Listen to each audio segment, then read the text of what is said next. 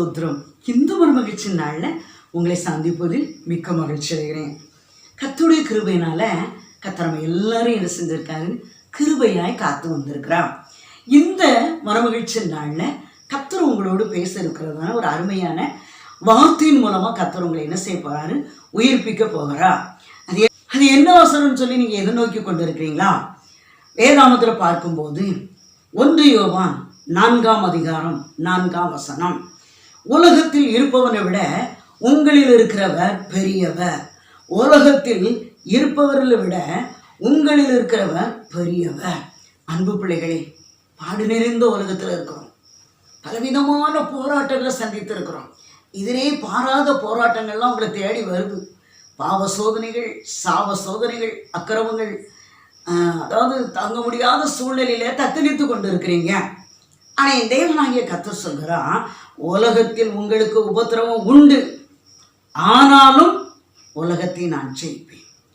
அந்த பாடுகளும் பிரச்சனைகளும் வரலன்னா நீங்களும் நானும் என்ன செய்வோம், ஆண்டவரை தேட மாட்டோம்.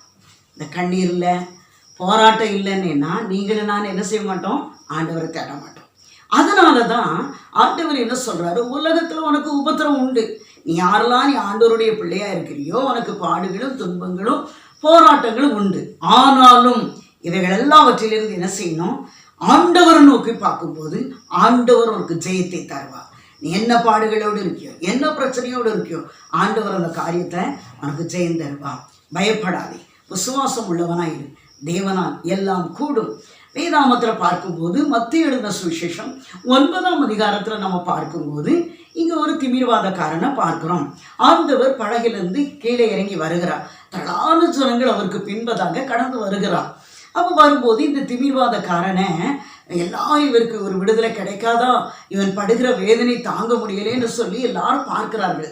அந்த வேளையில ஆண்டவரே கடந்து வந்து அந்த திமிர்வாதக்காரனை பார்த்து என்ன சொல்றார், மகனே திடன்கள், உன் பாவங்கள் உனக்கு மன்னிக்கப்பட்டது என்று சொல்றார். ஏன்னா நீ அநேக வித பாவத்துல சிக்கி தவித்து கொண்டு இருக்கிறான். அதனாலதான் இந்த இப்படிப்பட்ட ஒரு சோதனையில பிணைக்கப்பட்டு இருக்கிறான்.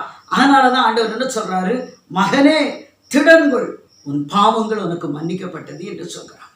அந்த நிமிஷமே அந்த மகன் விடுதலை அடைகிறான், ஆரோக்கியம் பெறுகிறான்.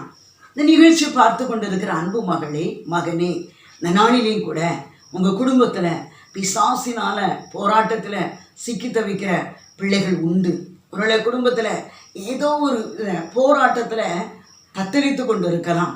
என் பிள்ளை கீழ்ப்படியலையே, என் மகன் கீழ்ப்படியலையே, என் மகா கீழ்ப்படியலையே, இந்த பிள்ளைகளால் நான் நெருக்கப்படுகிறேனே, இந்த பிள்ளைகளால் என்னுடைய வாழ்க்கையில சந்தோஷம் இல்லைன்னு சொல்லி கலங்கி கொண்டு இருக்கிற மகனே, மகளே, நீ யாரா இருந்தாலும் ஆண்டவருடைய சமூகத்துல உன் இருதயத்தை தாழ்த்தி நீ ஜெபிக்கும் போது என்ன பாடுகளா இருந்தாலும் என்ன போராட்டங்களா இருந்தாலும் கர்த்தர் விடுதலை தருவதற்கு வல்லமை உள்ளவராய் இருக்கிறார். நீங்க விசுவாசத்துல உறுதியாயிருங்க. நிச்சயமா எந்த போராட்டத்திலிருந்து கர்த்தர் விடுதலை தருவா. இந்த நிகழ்ச்சியை பார்த்து கொண்டிருக்கிற மகனே, மகளே, அது எப்பேற்பட்ட போராட்டம்னாலும் கர்த்தர் உனக்கு விடுதலை தருவா. ஜெபிப்போமா?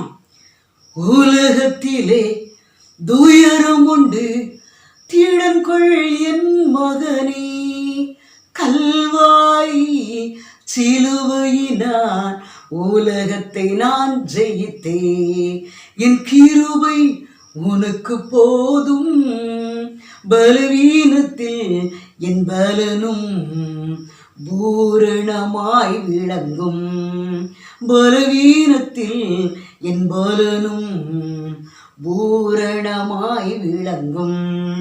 பரிசுத்தமுள்ள தகப்பனே, உங்களுக்கு நன்றி ராஜா. இந்த மனமகிழ்ச்சி நாளில் இந்த நிகழ்ச்சி பார்த்து கொண்டு இருக்கிறேன் என் அன்பு பிள்ளைகளே, மகனே, மகளே, குடியார கணவரோடு நான் கண்ணீர் வடித்து கொண்டு இருக்கிறேன் என்று சொல்லி கலங்கி கொண்டு இருக்கிறேன் மகளே. இந்த வேளையில் நீ முழங்கால் பிடிட்டு ஜெபிக்கும் போது எப்படி அந்த திமிர்வாதக்காரனுக்கு விடுதலை கொடுத்தாரோ அந்த கர்த்தர் உன்னுடைய மகனுக்கு விடுதலை கொடுப்பதற்கு வல்லமை உள்ளவராய் இருக்கிறார்.